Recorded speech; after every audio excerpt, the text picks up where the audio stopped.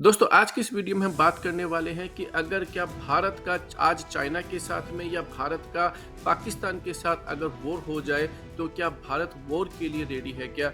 आइए इस पूरे मसले के ऊपर इस वीडियो के अंदर हम बात करते हैं।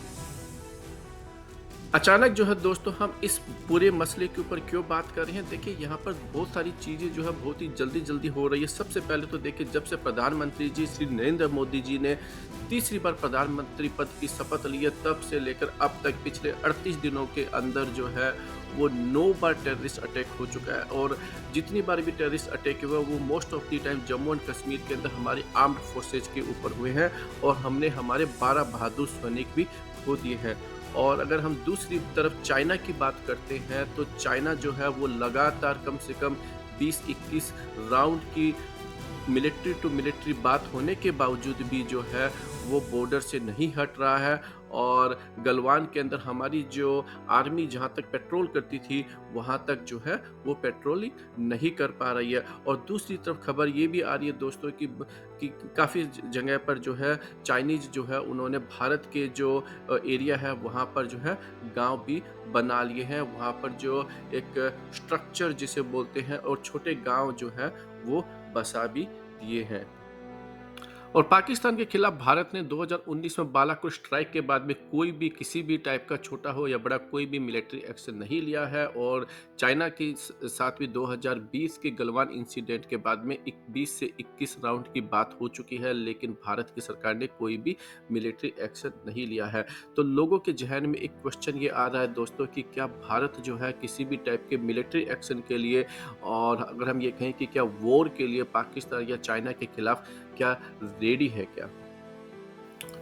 तो सबसे पहले बात करते हैं दोस्तों एयरफोर्स की। जहां तक चाइना की बात है दोस्तों वो अपना 5th generation G20 aircraft LAC के ऊपर डिप्लॉय भी कर चुका है और 250 के आसपास उनका प्रोडक्शन भी कर चुका है।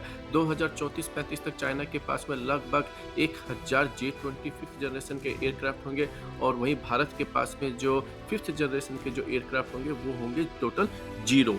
और यही एक हकीकत है।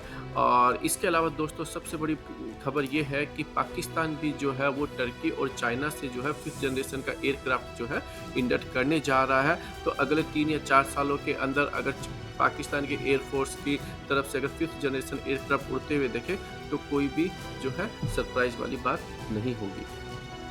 अब हम बात करते हैं दूसरों इंडियन नेवी की। देखिए इंडियन नेवी के जो 3rd एयरक्राफ्ट कैरियर है वो पिछले 10 सालों से जो है वो बस चर्चा का विषय बना हुआ है। भारत ने 2005 के बाद में किसी भी सबमरीन का ऑर्डर नहीं दिया है।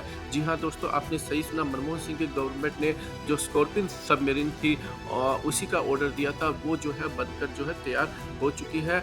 और उसके अलावा जो है भारत की जो इस गवर्नमेंट ने पिछले 10 सालों के अंदर जो है कोई भी सबमरीन का ऑर्डर नहीं दिया है और न ही 3rd एयरक्राफ्ट कैरियर का ऑर्डर दिया है। इसके अलावा दोस्तों अगर हम बात करते हैं तो भारत की आर्मी की, तो भारत की आर्मी जो है पिछले 2020 से और उससे पहले भी अगर हम कहें तो एक लाइट टैंक की बात कर रही थी और तब से लेकर अब तक किसी भी लाइट टैंक जो है उसका टेस्टिंग चल रही है। लेकिन अभी जो प्रोडक्शन है वो काफ़ी साल पीछे है और हमें नहीं लगता है कि अगले 3 या 4 सालों में भी टेस्टिंग करके भारत जो है एक स्क्वाड्रन या एक पर्टिकुलर जो रेजिमेंट है वो उस टैंक की जो है इंडक्ट कर पाएगा। और यही हाल जो है दूसरी आर्टिलरी सिस्टम्स का भी है। और अब बात करते हैं दोस्तों मिसाइलों की। देखिए मिसाइल के क्षेत्र में रशिया के थ्रू जो हमने ब्रह्मोस मिसाइल बनाई है उसकी अभी तक की जो रेंज है वो लगभग 300 किलोमीटर के आसपास है और एक्सटेंडेड रेंज वाली मिसाइल के ऊपर काम चल रहा है। लेकिन भारत के पास में अभी भी जो है खास करके नेवी के केस के अंदर एक long range anti ship missile की हमें ज़रूरत है जो कि 800-900 किलोमीटर तक जाकर जो है वो अटैक कर पाए। क्योंकि जो पाकिस्तान के पास में जो बाबर मिसाइल है उसकी रेंज भी जो है भारत की ब्रह्मोस मिसाइल से ज़्यादा है। इसके अलावा जो चाइना के पास में long range anti ship missile है वो लगभग 800 किलोमीटर तक जो है अटैक कर सकती है। तो ये भी जो है भारत के लिए एक बहुत बड़ी समस्या है और भारत जो है इसके ऊपर जल्दी से जल्दी काम करना चाहिए। दोस्तों अब हम बात करते हैं भारतीय नेवी के लेटेस्ट डिस्ट्रॉयर जो कि दिल्ली क्लास हो या विशाखापट्टनम हो या कोलकाता क्लास के डिस्ट्रॉयर्स हैं।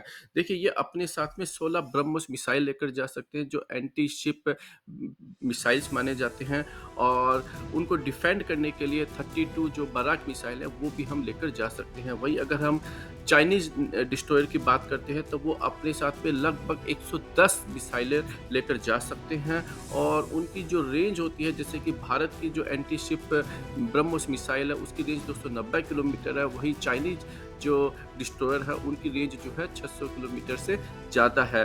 तो चाइनीज नेवी के जो डिस्ट्रॉयर है वो भारत के नेवी के डिस्ट्रॉयर को बहुत पहले जो है देखकर जो है उनके ऊपर अटैक करके डिस्ट्रॉय कर सकते हैं। तो एक तरीके से अगर बात करी जाए तो चाइनीज़ नेवी की डिस्ट्रॉयर्स की जो कैपेसिटी है वो मिसाइल ले जाने की वो भारतीय नेवी की डिस्ट्रॉयर से ज़्यादा है और उनकी जो मिसाइलों की जो रेंज है वो भी भारत की ब्रह्मोस मिसाइल से आज की अगर हम बात करें तो काफ़ी ज़्यादा है। तो एक तरीके से भारत के ये जो लेटेस्ट डिस्ट्रॉयर है वो ऑलरेडी जो है चाइनीज़ नेवी के सामने ऑब्सोलीट हो चुके हैं। और अब बात करते हैं दोस्तों मेक इन इंडिया की। देखिए भारत की सरकार जो है मेक इन इंडिया के ऊपर बड़ा दाव खेल रही है और ख़ास करके अगर हम बात करते हैं एयरक्राफ्ट कैरियर की, फाइटर जेट्स की, सबमरीन्स की या फिर मिसाइल टेक्नोलॉजी की, देखिए इन सब के डेवलपमेंट में टाइम लगता है और इसके अंदर कोई 1 साल, 2 साल, 5 साल में ये काम नहीं होने वाले, इसके लिए सालों साल लगते हैं। और जिस तरीके से भारत के दोनों तरफ पाकिस्तान और चाइना जैसे एडवर्सरीज हो और एक तरीके से पूरे इंपोर्ट को बंद कर देना और केवल जो है डीआरडीओ के ऊपर ही प्रेशर डाल के जो है और एक वर्ल्ड क्लास प्रोडक्ट की अगर हम आशा करते हैं तो मुझे लगता है कि ये पागलपंती है और इसको जो है भारत सरकार और भारत के जो डिफेंस प्लानर जितनी जल्दी समझ सके उतना ही अच्छा है। देखिए कांग्रेस गवर्नमेंट जो है एक सबसे अच्छा काम ये करती थी कि वो इंपोर्ट भी करती थी और साथ साथ में जो अपना जो डेवलपमेंट है, रिसर्च है, उसको भी कंटिन्यू रखती थी। आज जो आपका एलसीए फाइटर जेट्स जितना मैच्योर हुआ है वो 1985 के अंदर जो है इंदिरा गांधी ने स्टार्ट किया था। वही हाल जो आज की जितने भी आपकी अग्नि, पृथ्वी, प्रहार ये सब मिसाइलें हैं या आकाश मिसाइलों की बात करते हैं, ये भी इंदिरा गांधी के ज़माने में ही स्टार्ट हुई थी इनका डेवलपमेंट। तो अब जाकर जो है ये काफ़ी सारी मैच्योर हुई है।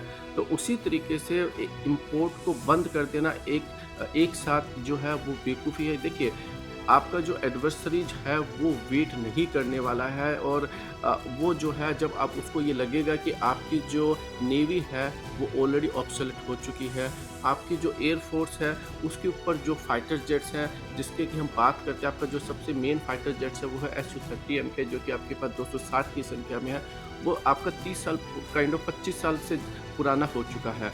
और अगर हम रफ़ाल की बात करते हैं तो वो जो है केवल छोटी सी मात्रा के अंदर केवल 36 एयरक्राफ्ट है और इसके अलावा हम अभी भी जो दूसरे एयरक्राफ्ट की बात करते हैं चाहे वो जैगुआर हो जो 25-30 साल 35 साल पुराना हो चुका है, टेक्निकली वो रिटायर हो चुका है, मिग-21 40 साल पुराना हो चुका है और अगर हम बात करते हैं मिग-29 की वो भी जो है 25 से 30 साल जो है पुराना हो चुका है। तो भारत की जो आधी से ज़्यादा जो एयर फोर्स है या मैं कहूँ कि 80% जो एयर फोर्स है वो ऑलरेडी जो है टेक्निकली रिटायर हो चुकी है, एजिंग हो चुकी है और अब उसके लिए भारत को जो है रफ़ाल या उससे बेटर एयरक्राफ्ट की ज़रूरत है।